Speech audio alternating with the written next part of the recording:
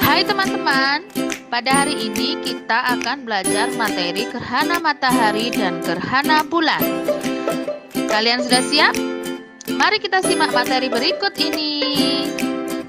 Ini kita akan membahas beberapa materi, yaitu materi yang pertama, kita akan membahas tentang gerhana bulan. Kemudian yang kedua, kita membahas tentang gerhana matahari. Dan yang ketiga, kita akan membahas tentang sistem penanggalan. Oke, tanpa berlama-lama, mari kita langsung saja ke pembahasan yang pertama, yaitu tentang gerhana bulan. Nah, pada video kali ini, Bu Tride kembali mengingatkan pengertian dari gerhana. Gerhana adalah tidak terlihatnya suatu benda langit dari bumi karena tertutupi oleh bayangan benda langit lain. Gerhana bulan hanya mungkin terjadi pada malam hari ketika bulan purnama. Nah, anak-anak, gerhana bulan terjadi apabila matahari, bumi, dan bulan terletak pada satu garis lurus. Pada saat gerhana, permukaan bulan yang terang sedikit demi sedikit memasuki bayangan bumi sehingga tertutup. Hal tersebut disebabkan karena matahari lebih besar dari bumi. Maka, nantinya ada dua macam bayangan bumi yang timbul, yaitu bayangan inti atau umbra dan bayangan kabur atau penumbra. Kalian bisa lihat pada bayangan yang berwarna hitam ini disebut dengan bayangan umbra. Sedangkan bayangan yang berwarna abu-abu ini disebut dengan bayangan penumbra. Bayangan umbra adalah bayangan inti, sedangkan bayangan penumbra artinya bayangan kabur. Anak-anak, perlu kalian ketahui bahwa gerhana bulan ini ada beberapa jenis. Nah, berikut ini kita akan membahas tentang jenis-jenis gerhana bulan yang biasa terjadi. Nah, Ibu ingatkan kembali, gerhana bulan terjadi apabila matahari, bumi, dan juga bulan berada pada satu garis lurus. Kalian bisa perhatikan, apabila posisi matahari, bumi, dan bulan seperti ini, nantinya akan terjadi bulan purnama atau bulan penuh, di mana bulan purnama terjadi ketika seluruh permukaan bulan yang mengarah ke bumi mendapatkan cahaya dari matahari, sehingga bulan tampak mengeluarkan cahayanya lebih terang daripada biasanya. Kemudian, apabila posisi bulan seperti ini, maka nantinya akan terjadi gerhana bulan penumbra, di mana gerhana bulan penumbra terjadi apabila seluruh bagian bulan masuk ke dalam bayangan penumbra. Nah, pada gerhana bulan penumbra, bulan masih dapat terlihat dengan warna yang lebih redup. Nah, kalian masih ingat, yang berwarna abu ini adalah bayangan penumbra, sedangkan yang berwarna hitam adalah bayangan umbra. Ketika bulan berada pada bayangan penumbra, maka akan terjadi gerhana bulan penumbra. Kemudian selanjutnya, apabila posisi bulan pada nomor 3, seperti ini, maka nantinya akan terjadi gerhana bulan sebagian. Di mana gerhana bulan sebagian ini terjadi apabila hanya sebagian saja permukaan bulan yang masuk ke dalam bayangan umbra atau bayangan inti, dan sebagiannya lagi ada dalam bayangan penumbra atau bayangan kabur, anak-anak. Kemudian, apabila posisi bulan seperti ini, maka nantinya akan terjadi gerhana bulan total, di mana gerhana bulan total terjadi apabila seluruh permukaan bulan masuk ke dalam bayangan umbra atau bayangan inti. Ketika gerhana bulan total, maka cahaya bulan tidak tampak.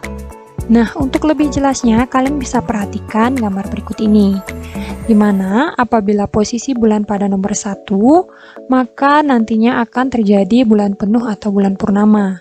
Kemudian apabila posisi bulan pada nomor 2 ini akan terjadi gerhana bulan penumbra.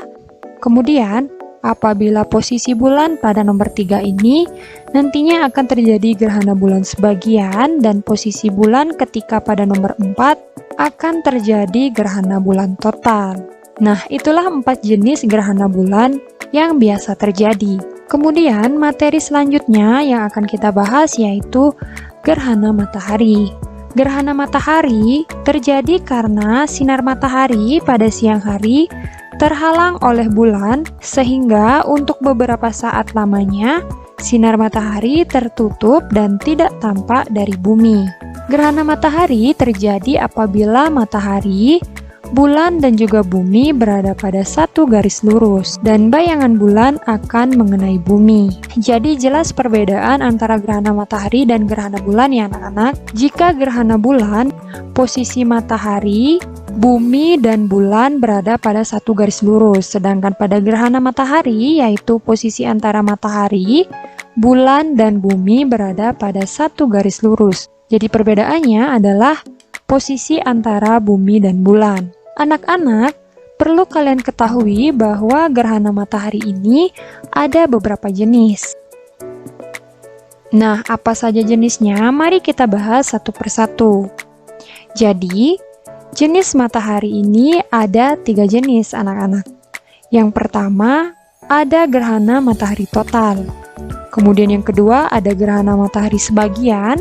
Dan yang ketiga ada gerhana matahari cincin. Untuk lebih detailnya, mari kita bahas satu persatu mulai dari gerhana matahari total. Gerhana matahari total terjadi ketika bulan menutup seluruh matahari, sehingga matahari tidak bisa menyinari bumi. Gerhana ini berlangsung kurang lebih 7 menit. Jadi gerhana matahari total itu tampaknya seperti ini anak-anak. Kemudian jenis gerhana matahari yang kedua yaitu gerhana matahari sebagian, di mana gerhana matahari sebagian ini terjadi ketika bulan menutupi matahari namun membentuk seperti bulan sabit, karena bulan menutupi matahari hanya sebagian. Jadi gerhana matahari sebagian itu tampak seperti ini anak-anak. Kemudian jenis gerhana matahari yang ketiga yaitu gerhana matahari cincin, di mana gerhana matahari cincin ini terjadi ketika posisi bulan menutupi matahari, namun cahaya matahari masih terlihat dan membentuk cincin, sehingga disebut dengan gerhana matahari cincin. Jadi tampaknya seperti ini anak-anak. Nah, itulah jenis-jenis dari gerhana matahari. Kemudian selanjutnya kita akan membahas tentang hal-hal penting mengenai gerhana matahari. Berikut ini merupakan hal-hal penting dari gerhana matahari. Yang pertama yaitu gerhana matahari hanya mungkin terjadi pada saat bulan baru.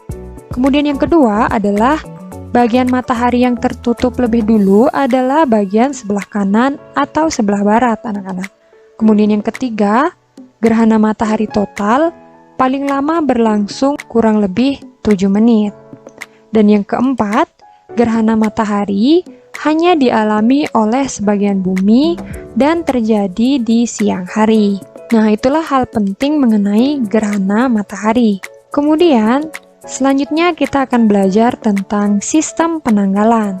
Nah, anak-anak, perlu kalian ketahui bahwa sistem penanggalan ini ada 2 jenis. Yang pertama yaitu sistem penanggalan tahun Masehi atau Syamsiah dan sistem penanggalan tahun Hijriyah atau Qamariyah. Sistem penanggalan tahun Masehi atau Syamsiah ini didasarkan pada revolusi bumi. 1 tahunnya sama dengan 365 seperempat hari. Sedangkan sistem penanggalan tahun Hijriyah atau Qamariyah didasarkan pada revolusi bulan. 1 tahunnya sama dengan 354 hari. Nah, untuk lebih detailnya, mari kita simak penjelasan berikut ini. Yang pertama yaitu sistem penanggalan tahun Masehi atau Syamsiah, di mana tahun Masehi atau Syamsiah ini sering disebut dengan tahun Surya. Penanggalan Masehi berdasarkan revolusi bumi, 1 tahunnya sama dengan 365 seperempat hari yang ditetapkan oleh Julius Kaisar dari Kerajaan Romawi. Kemudian, dalam tahun Masehi, 1 tahunnya itu terdiri dari 12 bulan dan 12 bulan biasanya terdiri dari 30 atau 31 hari kecuali bulan Februari yaitu 28 hari. Sisa seperempat hari dari setiap tahun dikumpulkan selama 4 tahun sehingga menjadi 1 hari. Nah, tambahan 1 hari tersebut dimasukkan ke bulan Februari yang biasanya 28 hari menjadi 29 hari, sehingga 1 tahun terdiri dari 366 hari disebut dengan tahun Kabisat. Apakah yang dimaksud dengan tahun Kabisat? Tahun Kabisat adalah tahun yang habis dibagi 4. Misalnya tahun 2000, 2004, 2008, 2012, 2016, 2020, dan seterusnya. Nah, hal ini ditetapkan oleh Julius Caesar. Berikut ini merupakan nama-nama bulan pada tahun Masehi, di mana ada bulan Januari, Februari, Maret, April, Mei, Juni, Juli, Agustus, September, Oktober, November, dan Desember. Kemudian selanjutnya kita akan membahas tentang sistem penanggalan Hijriyah atau Qamariyah. Sistem penanggalan Hijriyah atau Qamariyah berdasarkan revolusi bulan 29,5 hari. Bulan mengelilingi bumi sebanyak 12 kali. Dengan demikian, 1 kali bulan berevolusi lamanya 354 atau 355 hari. Nah, berikut ini merupakan nama-nama bulan pada tahun Hijriyah atau Qamariyah.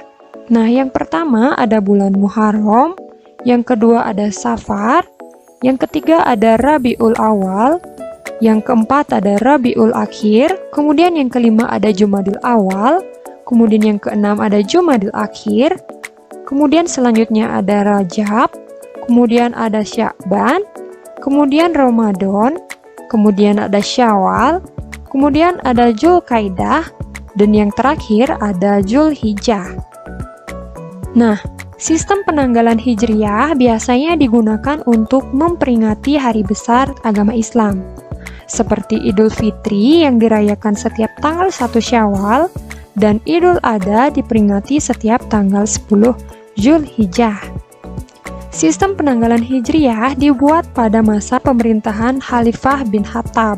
Itulah materi dari sistem penanggalan.